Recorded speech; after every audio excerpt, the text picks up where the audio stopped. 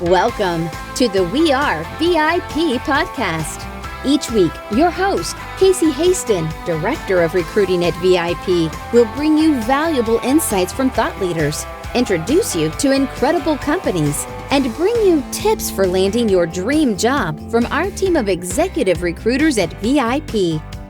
And now, Casey Hasten. Welcome to the We Are VIP podcast, a podcast devoted to adding value to your career or candidate search, brought to you by VIP. I'm your host, Casey Hasten. I'm an executive recruiter, director of recruiting with VIP, and I am your all-around hiring guru. I love to help people find new jobs, and if you've not checked me out on LinkedIn, I encourage you to do so because my tagline is changing people's lives one job at a time, and that's what I love to do. So one way that I help you do that is by bringing you this podcast each week, and today I have a very special guest, and I think you're going to find her pretty interesting because I was pretty fascinated by her journey as well. So today on the show, I'd like to welcome Molly Brown, mindset engineer. She brings a very unique perspective to mindset based on her original career as a mechanical engineer and her work doing root cause investigations. What she learned through this process, she is now applying in combination with neuroscience, I love that, to help professionals interrupt their current feedback loops and allow for success. Molly, thank you so much for joining us today. Yeah, thank you for having me. I'm really excited for our conversation. I know. And, I just want to take a moment to talk about what it takes to become a mechanical engineer, because that is not an easy degree. My dad is an electrical engineer, and I think those two paths are equally difficult. So, what was it like for you in school? Well, I think if you're in the right thing for you or the thing that you're passionate about, it definitely helps and makes it easier. I was a kid with Legos. I was a kid taking everything apart, long before school. So having the passion for the mechanics and just really enjoying what I did helped a lot.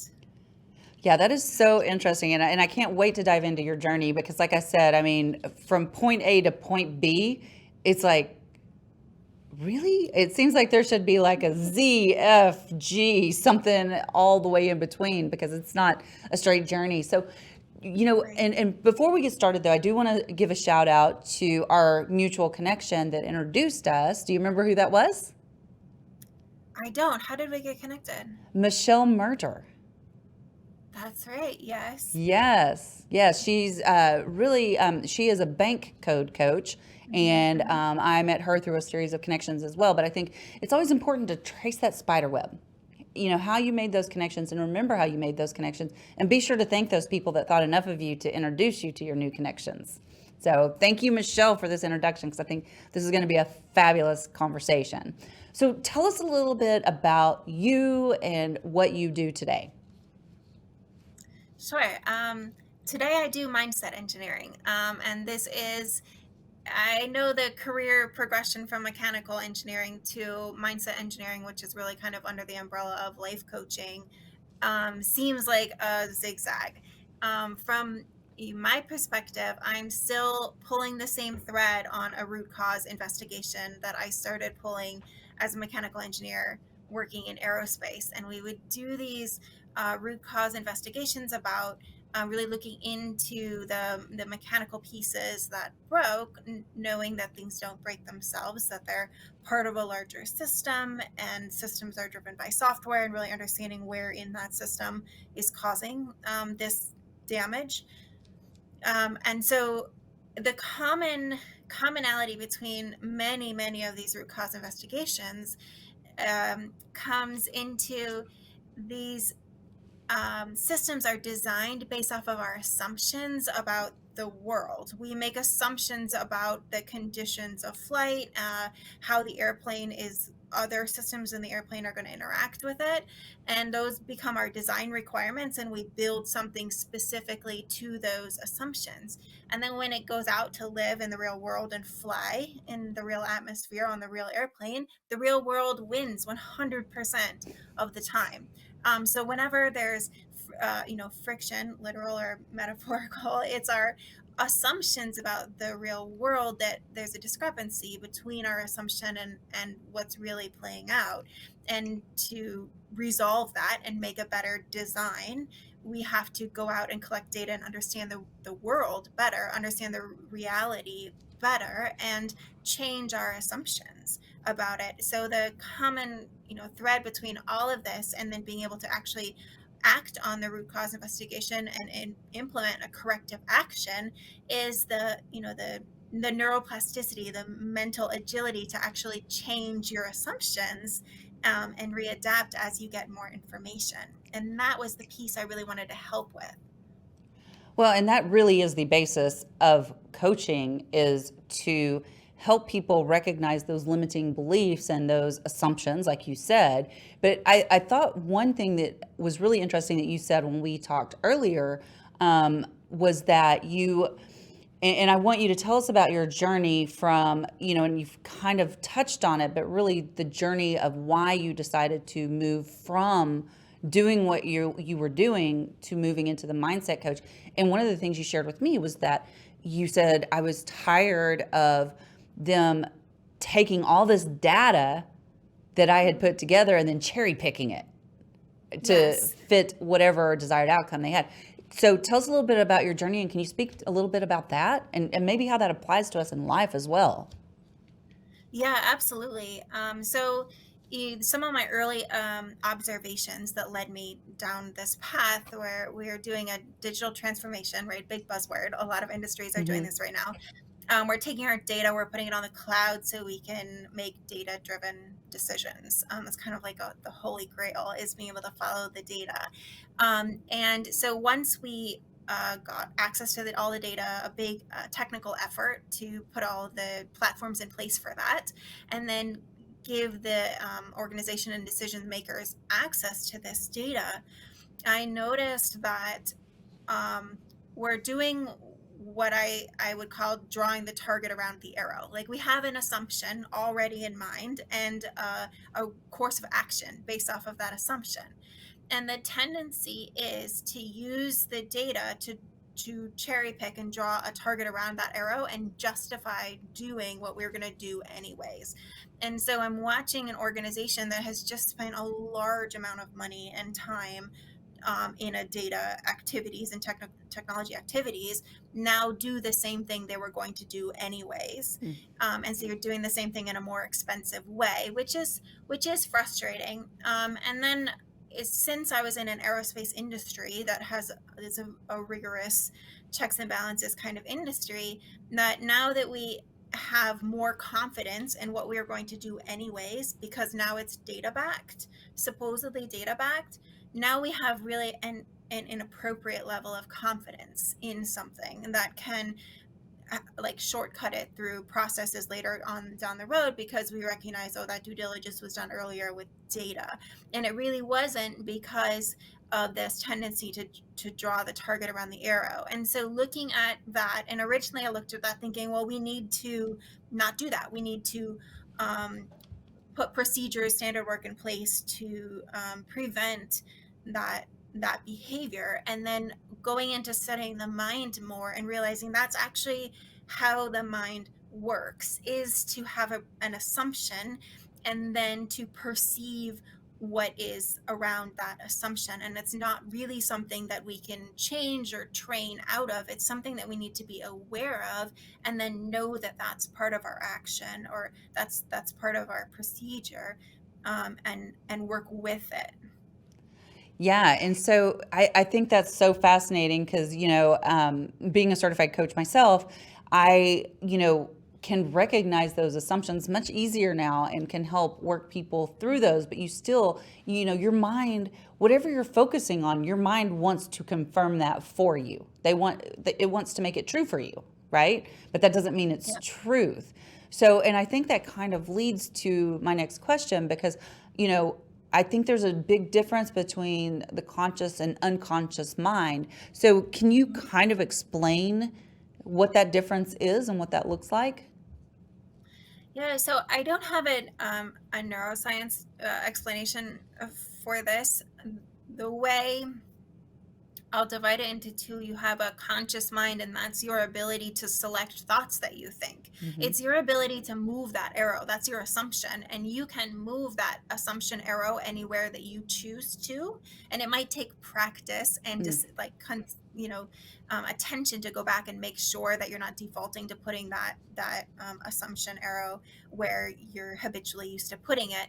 But know that once that conscious decision of the attention is put in one place, that the subconscious is what then does the cherry picking of data to draw the target around that arrow. And so in your life, your body is your subconscious mind. You don't consciously beat your heart, you don't consciously grow your hair, you don't consciously breathe. Your body is executing subconscious functions based off of the level of health and identity that you are choosing to hold in your conscious mind. An extension of that is your bank account is part of that's a reflection of your subconscious mind. Your performance, your relationships, the way that other people are reacting and interacting with you is part of your subconscious mind. That's part of your assumption about who your identity is and who you're broadcasting yourself out as. Then you're going to only see the data points that arrange themselves around that, and that'll show up in your physical world. Now, that is so interesting what you just said, because I would have thought that what I was projecting would be more conscious than subconscious, but you're saying it's the opposite. Well, you get to make assumptions about yourself. Again, I'll preface, my background is, my education is engineering, so this isn't a neuroscience discussion. This is my almost reverse engineering understanding of how the mechanism works based off of taking apart results and seeing how we get the results. So you have the conscious ability to select your thoughts and to create an identity for yourself. And then those are the thoughts and identity you're holding in your own conscious mind of yourself. And then your subconscious mind is what down selects and does the cherry picking of the data. So if you perceive yourself to struggle with money or to struggle with academics, like it's going to be hard for you to go to school, there are many opportunities for school to be easier for you or to find success in money in your career to go. But if you're identifying yourself as struggling with something, your subconscious mind then makes you blind to all the data points, all the things that would lead you for that not to be true. And you end up with results, reality around you in the world, tangible things that confirm back to you what you asserted in the first place. I love the way that you just described that, because when I'm working with my clients on the coaching side, I will, tell them that you create your reality with every choice that you make. And we truly do. That reality can look very different for me sitting here today. Like if I'd had a really bad day, my reality could look very different if I chose to sink into that energy. And I love the way you describe it. I describe it as energies. Like, am I a victim mentality? So am I like a very lower base level? Am I, angry, which is also considered a base level energy, and it serves us at some times. But whenever you make that choice, like I'm a victim, then your mind is going to work every way it can to confirm. Yes. So I guess, would you say, draw the circle around the arrow? To say, yes, you are a victim. You said you were. Let me show you how you are.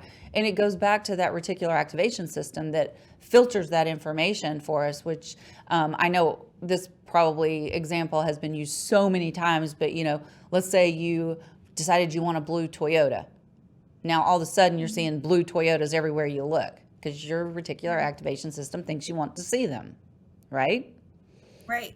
You become aware of them. Yeah, it's our mind is a crazy thing. I mean, it's so complex, and I think that the more that we can explore our inner worlds, like what you're doing with the neuroscience and the NLP and that kind of stuff, I think that's where we start to understand ourselves better and where we can truly better ourselves, and so that we can find the life that we want.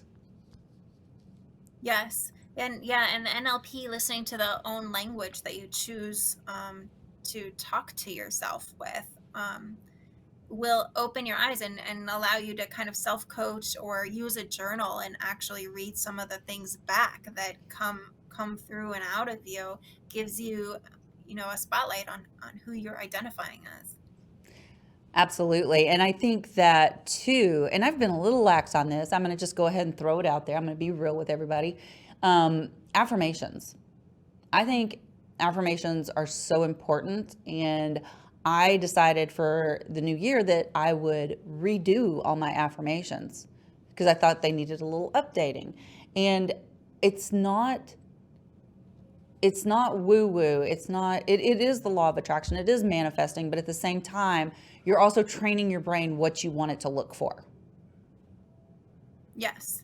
And we get our beliefs through repetition. Many of our beliefs we just believe to be true because they were repeated to us probably before the age of 7, just hundreds, if not thousands of times. Take your name, for instance. Like people started calling you your name the day you were born.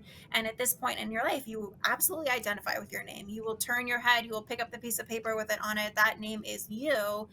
And you really can't associate a name, a sound, letters with, a person really any more than you can an appearance or something, with a thought and a person. But we really link it together. It was just repeated. That's so fascinating. So absolutely fascinating. So I wanted to kind of leap from affirmations to talking about goal setting, because I think that, again, as we get into the new year, that's when people really start paying attention to that. So how important is goal setting when changing your mindset, whether it's an individual or an organization? Yeah, so knowing, like we talked about the reticular activating system and the analogy of drawing the target around the arrow, if you're not deliberately placing that arrow where you want it to go, you're inheriting an arrow from your parents. Are you living a lifestyle with an income that's very similar to your parents? Are you having health issues and relationships that are very similar to your parents or the people around you? You probably haven't taken the intention and done the work that you're talking about to write your affirmations, to write your goals, to deliberately place that arrow where you want your life to go. So you are always cherry picking things to confirm the beliefs you already have. And if you're not aware that you're doing that, then you haven't intentionally put the arrow where you want it to be. Yeah, and I love that you said that. And I want to get your opinion on this because, there's differing schools of thoughts, but what are your thoughts on writing down your goals versus typing your goals or putting them into some kind of technology? I'd say do what works for you. I also work with people, talk about kind of ritual and ceremony, making things monumental in your life. Like when we go through these milestones of like a graduation, a wedding, we put a lot of circumstance around it to show back to ourselves, right? We design a scenario with importance in it, then we go through the scenario to show back to ourselves we have matriculated, we've graduated, we've passed a milestone, we're a different person now. So if for you, that is sitting down with a journal, like a pretty journal and a nice pen on a clean sheet of paper for the new year, and writing things out by hand, and that has ceremony and meaning to you, then it becomes important and something you'll do. And if you're somebody who has their phone or tablet with them at all times, and you can put it on the background of your phone, and it's kind of something that every time you see it, it triggers your intention, and it triggers the visualizing of it happening, and you've put kind of a ceremony around that, then that works too. It's really what you build around things and the ritual in your life that you incorporate it into that's going to make it impactful. Well, I am definitely a firm believer in writing it down. And that just goes back to studying double encoding, because it stores in two different areas of your brain. And I think that there's just magic that happens when you write stuff down. And I am going to throw this out there. I'm not an affiliate for this product, but I have found a technology product that mimics writing on paper. That sounds awesome. It's amazing. I love it. I was gonna ask if it's the OneNote, but No, and I didn't really check into that one, but this one's called The Remarkable. Oh, okay, yes. And it is, I have totally eliminated paper in my life, but I still write. Mm-hmm. So it's incredible. I love it. And no, I'm not an affiliate, so there's no link for you there. So another thing that you talk about, and I love this quote, and it's one that I highlight quite often. In fact, I'm almost positive it's in my journal. You talk about Jim Rohn's assertion that you are the average of the 5 people that you spend the most time with. I totally agree with this, and I understand why this would be important to you. But let's say that you've become someone that you don't like, right? And maybe because of bad influences, I don't know. But how can you start to change the way you act? Yeah, and that aggregate of being like people that you're around comes back to not doing the work of intentionally putting the arrow, setting your own goals of where you want them to be. And if you don't do that, then you just inherit the assumptions of the people around you, or that they rub off on you, the assumptions of how much they're making, what their health level is, how happy their relationships are, what their expectations are out of life. And if you're not really sitting down with your own, blank sheet of paper in some form and writing those out and making those decisions for yourself, you're just going to end up following other people's decisions. And they might not even be, these could be like great grandparents' decisions, and nobody's been thinking about it ever since. And we're all still doing the same thing, and then you end up just kind of like everyone around you. So it's as simple as understanding. To me, I understand the mechanism. Like, I look at how that works, how the intention comes first, and then we see the reality to confirm the intention. And then once I understand, well, that's the order of cause and effect, you sit down with your blank sheet of paper and you write questions to yourself. That's how I go through, some of my journaling, is just to write a question of, how can I be successful here? How can I get what I want here? How can I be who I want to be in this scenario? And I write it as a question, and then I focus my own attention on the answer to that question. I love that. And I think once I finally realized the importance of the 5 people that are closest to you, and even extending out past that circle, right? I'm very, like you said, intentional about who spends the most time with me, because I want to make sure that at every point, and not that I'm trying to get something from everyone, but I want these people, and I know this word is so overused, but I want to up level. And I'm only going to up level by putting myself in proximity to people that have learned more than I have at this point in their career. And so I need that experience, that wisdom, that friendship, that mentorship. And I think that's really where that comes from. And if you are, I'm going to be careful how I say this, so I'm not going to say it, because I think your mom probably told you this. You are judged by the people that you keep, right? Did your mom ever tell you that? Yeah, and there's some alignment too, right? Yeah. Like, the people that I hang out with, they watch the same kind of TV I do, because how I'm not a sports fan. I'm not from Texas. So I'm not a sports fan either. Okay.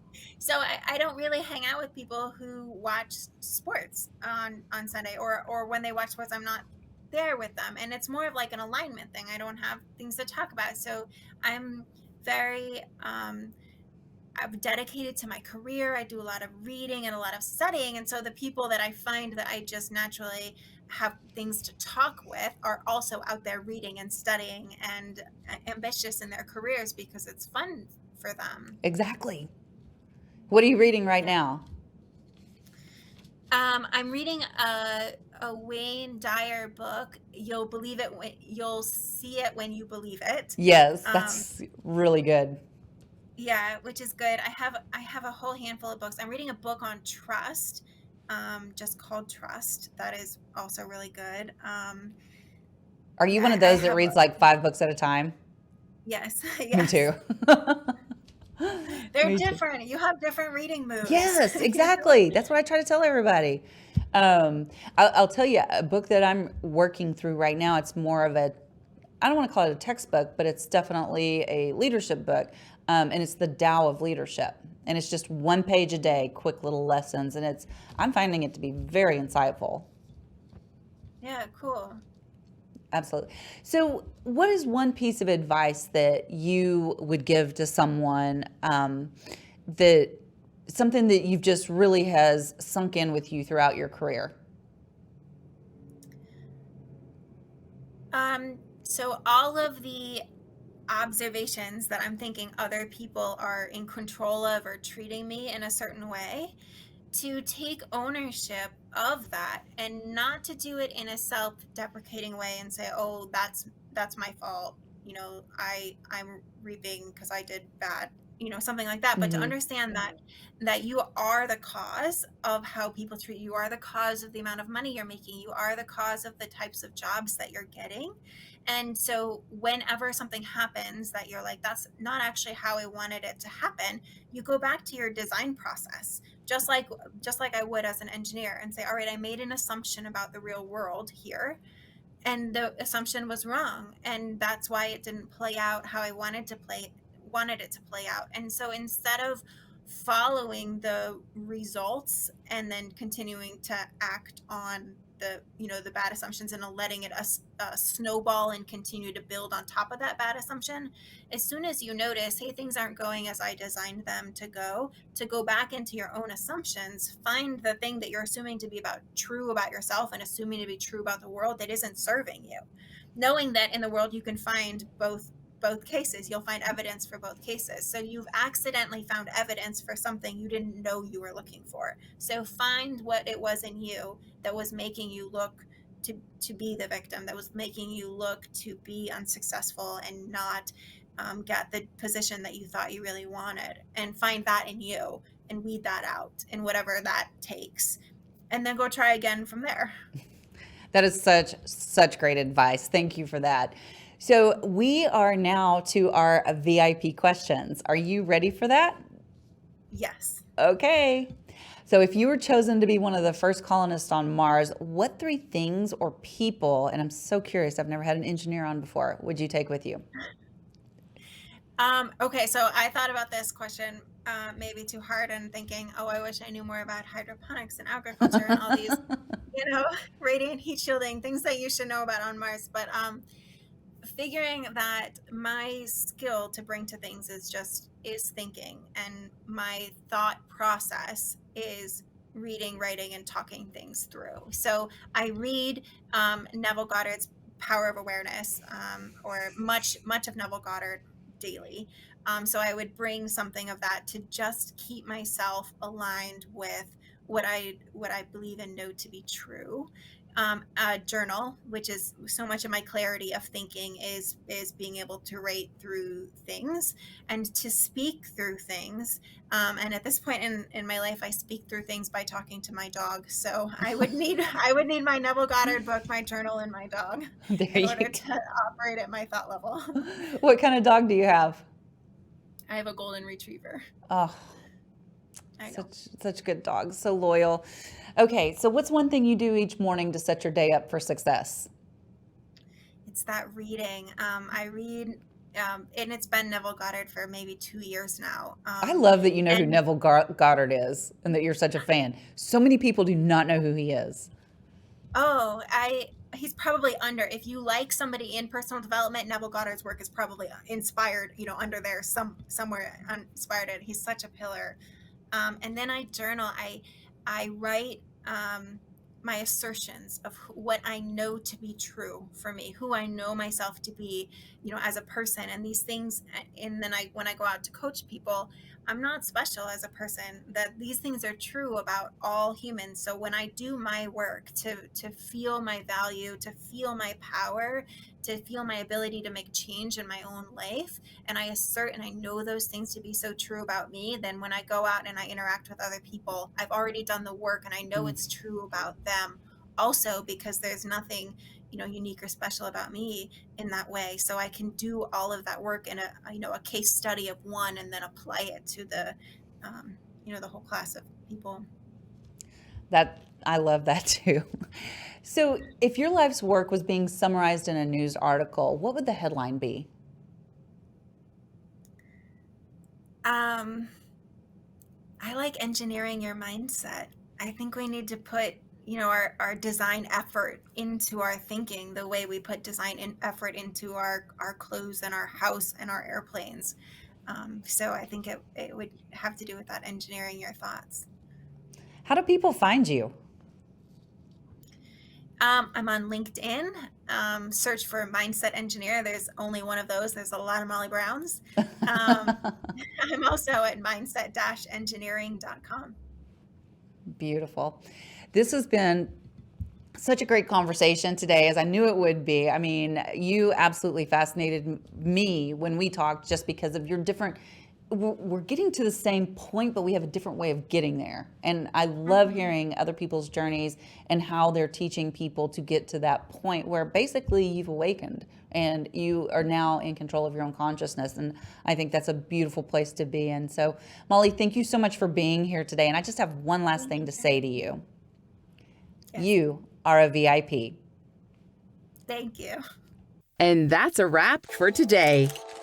Join us next week here on the We Are VIP podcast. We'd love to know how we can help you be a VIP. To find out more, log on to wearevip.com.